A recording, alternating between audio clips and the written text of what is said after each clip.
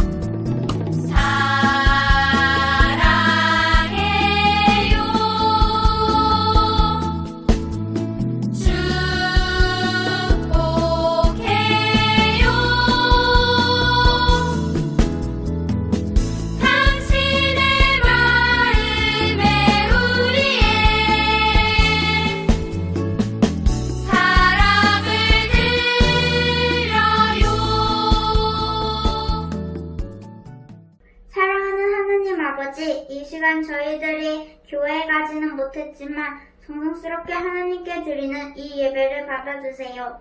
한 주일 동안 학교에서 학원에서 지내면서 하나님을 깜빡할 때도 있었고 나쁜 말과 행동을 할 때도 있었어요. 용서해주세요. 코로나를 이길 수 있는 건강한 힘을 주셔서 교회에 모여 예배드릴 수 있게 도와주세요. 전도사님이 전해주시는 하나님 말씀을 기억하고 마음에 새기며 행동하는 우리들이 되게 해주세요. 이 모든 말씀 예수님의 이름으로 기도합니다. 아멘.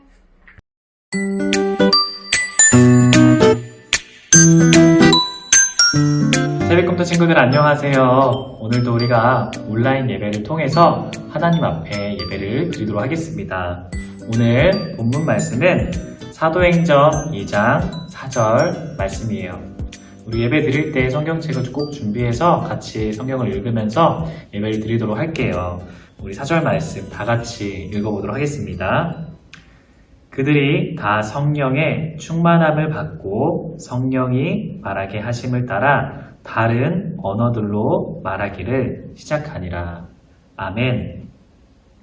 네, 여러분, 오늘은 성령 강림 주일입니다. 성령 강림 주일이 무엇이냐면 예수님께서 십자가에서 다시 부활하시고 약 40여일 동안 제자들에게 나타나가지고 말씀을 전하시고 성령을 너희가 받아야 된다. 너희가 성령을 받아야 된다. 그렇게 전하시고 제자들이 이제 어느 다락방에 막 모여서 기도하기 시작했어요. 그래서 그곳에 성령이 임하게 되는 그 사건을 성령 강림 주일이라고 말을 합니다. 그래서 오늘 이 성령 강림 주일에 대해서 말씀 속에서 살펴보려고 합니다. 예수님께서 성령이 너희들이 임할 때까지 자리를 떠나지 말고 성령 받기에 힘써서 기도를 하라고 말씀했어요. 왜 그랬냐면 예수님께서는 이제 이 세상에서 제자들과 함께 있을 수 없고 하나님의 보좌 우편으로 가야 했기 때문에 하늘나라로 가야 했기 때문에 그 성령님께서 우리와 영원히 함께 해주신다고 말을 했어요. 우리가 예전에 배운 내용, 성령, 파라클레토스, 우리를 돕는 자, 우리와 함께 보호하시고 우리를 위해서 기도하는 그 성령을 말하고 있죠. 그래서 그 성령이 임할 때까지 너희가 너희 있는 곳에 기도로 쉬지 말고 그 성령을 받으라라고 말씀하셨어요. 오순절 날이 이르렀어요. 오순절 날은 무엇이냐면 출애굽했던 그 사건을 통해서 유월절, 문에 피를 바른 유월절의 사건을 통해서 큰 절기를 말하고 있어요. 그래서 그 사건이 임한 후에 50일을 의미하는 그 절기라고 합니다. 이 날은 마치 우리가 큰 명절과도 같은 명절에 모이면 우리가 다 어떻게 되죠? 다 고향으로 다 가게 되잖아요. 그렇죠? 우리가 있던 고향으로 태어난 곳, 부모님이 계신 곳으로 다 움직이는데 이때도 이 오순절도 사람들이 많이 온 유대 막 아시아 사람 막 다른 지역에 있는 사람들이 다 이스라엘로 모이는 가장 큰 절기였어요. 그래서 이 사람들이 예수님과 함께 있던 이 제자들과 사람들이 마가의 다락방이라고 하는 그곳에서 성령이 입히올 때까지 쉼없이 기도를 했어요. 그날이 명절과 같은 큰 절기, 오순절 절기였어요. 그래서 사람들이 막 모였어요. 어떤 사람들이 막 모였냐면 성경에서 이렇게 말하고 있어요.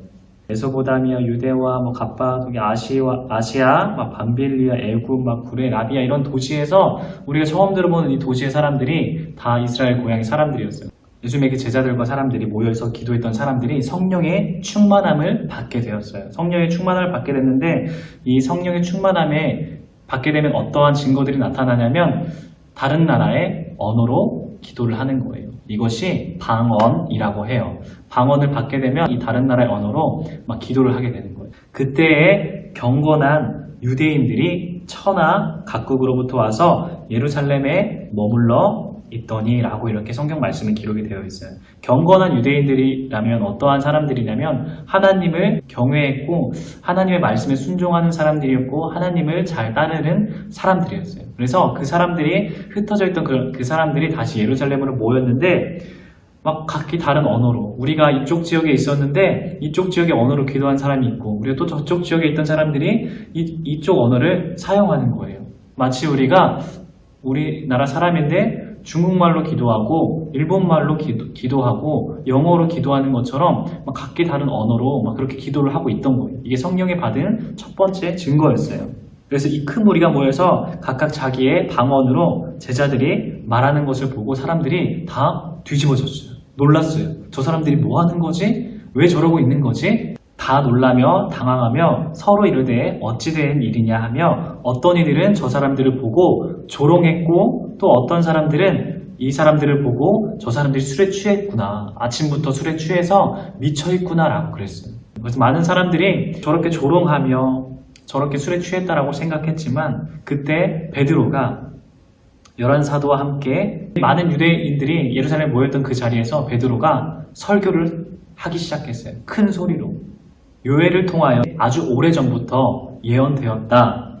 하나님이 말씀하시기를 말세에 모든 내가 내 영을 이 성령이라는 것을 모든 육체에 부어주실 것이고 너희 자녀들은 예언을 할 것이고 젊은이들은 환상을 보고 너희 늙은이들은 꿈을 꾸리라 라고 이렇게 요엘 선지자를 통해서 선포된 것이 지금 일어나고 있다. 하나님의 다 계획하심이고 예수 그리스도를 통한 이 모든 성령을 지금 나타내고 있다라고 이렇게 베드로가 큰 목소리로 이 유대인들 사람들에게 설교를 했어요.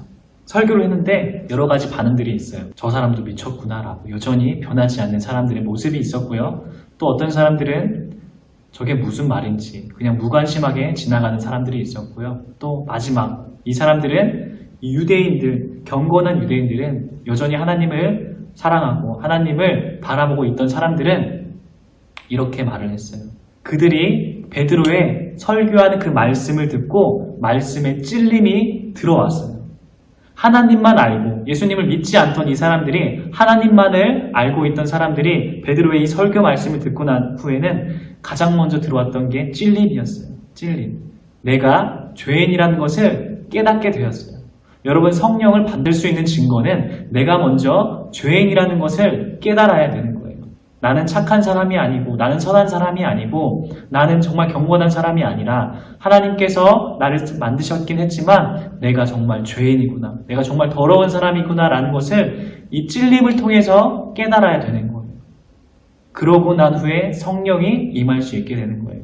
내가 죄인임을 인정하지 않으면 성령이 나에게 들어올 수 없어요. 베드로가 이르되 이 사람들이 이렇게 찔림을 받고 난 후에 어떻게 해야 내가 예수님을 믿게 됩니까? 다시 부활하신 예수님, 나를 위해서 십자가에 지신 예수 그리스도를 내가 어떻게 하면 받을 수 있겠습니까? 라고 이렇게 많은 사람들이 베드로에게 물었어요. 베드로가 이렇게 말을 합니다. 너희가 회개를 하면 된다. 각각 예수 그리스도의 이름으로 세례를 받고 죄사함을 받으라. 그리하면 성령의 선물을 받게 된다고 말을 해요. 성령의 선물. 이 세상의 그 어떠한 선물보다 비교할 수 없는 성령의 선물을 우리에게 주신다라고 해요. 그래서 그 날 가운데 수많은 사람들이 흩어져 있던 그 자리가 예루살렘에 모였던 이 사람들이 그날에 베드로의 설교를 듣고 찔렸던 사람들이 회개한 후에 성령을 받은 사람들이 3,000명이나 됐다라고 말을 해요. 이게 하나님의 기적이고 예수 그리스도의 복음의 역사입니다. 예수님을 통해서 우리가 성령을 받을 수 있다는 것은 내가 첫 번째 찔림이 있어야 되고 내가 죄인이라는 것을 인정하고 회개하고 나의 잘못을 다 하나님 앞에 올려드리고 죄사함을 우리가 받고 세례를 받고 우리가 하나님께 선물로 성령을 받을 수 있는 거예요. 우리가 이 성령을 받은 후에는 하나님께서는 우리를 의롭다라고 이렇게 말씀해 주세요. 그래서 우리가 잘못했을 때마다 죄를 지었을 때마다 하나님 앞에 눈물로 회개하고 기도하고 그 죄에서 돌이키게 된다면 하나님은 우리에게 또 여전히 은혜를 부어주십니다. 여러분 성령을 우리가 받아야 되고 우리가 성령을 사모해야 되는 거예요. 하나님께서는 오늘 우리에게도 말씀하시고 계세요. 말씀을 듣고 그 찔림 가운데 있어야 돼요. 하나님께서 그 은혜를 우리에게 주세요. 그래서 우리가 말씀을 매주 놓치면 안 돼요. 우리가 하나님의 말씀 앞에 살아가는 여러분들 되어야 되고 그 날마다 주시는 은혜를 누리면서 살아가는 여러분과 전도사님 되기를 바라겠습니다. 아멘. 우리 기도하겠습니다. 주님 감사합니다. 우리가 성령을 받기 원합니다. 주님과 함께 날마다 동행하는 우리의 삶이 되게 하여 주시옵소서. 우리가 말씀을 들을 때 항상 찔림이 있게 하여 주시옵시고 우리의 죄를 사하여 주시는 주님 앞에 날마다 우리가 무릎 꿇고 겸손한 마음으로 나아가길 원합니다. 주님 우리의 마음 가운데 상처가 있거나 여전히 회복되지 않는 것이 있다면 예수님의 보혈로 씻겨주시옵시고 그 은혜로 우리가 다시 회복되게 주님 인도해 주세요. 한 주 동안도 승리하면서 살아갈 수 있게 주님 도와주시옵시고 사랑하신 예수 그리스도의 이름으로 기도드렸습니다. 아멘. 네, 여러분 이제 미션 퀴즈가 나갈 거예요. 미션 퀴즈는 정답을 꼭 반 선생님에게 정답을 보내주셔야 출석으로 인정이 되니까 정답 꼭 잊지 말고 보내주세요. 알겠죠? 그럼 오늘 미션 퀴즈 나가도록 하겠습니다. 전도사님이 이 설교 처음 부분에 오늘은 무슨 주일이라고 말을 했어요. 그 정답을 반 선생님에게 보내주세요. 알겠죠? 땡땡땡땡 주일.